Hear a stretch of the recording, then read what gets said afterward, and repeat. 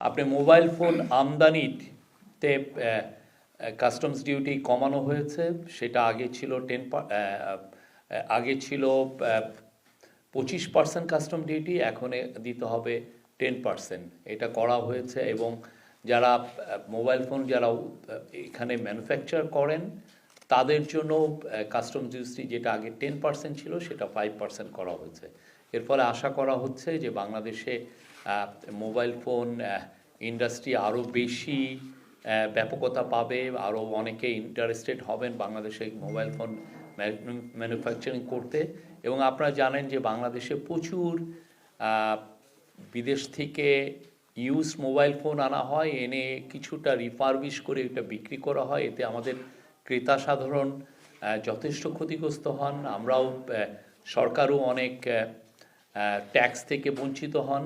তো আশা করা হচ্ছে যে এর ফলে দেশে মোবাইল ফোনের ইউজ মানে যেগুলো ইম্পোর্টেড এবং যেগুলোকে যে সমস্ত মোবাইল বাংলাদেশে উৎপন্ন হয় তাদের চাহিদা বাড়বে এবং এগুলোর দামও কমে আসবে।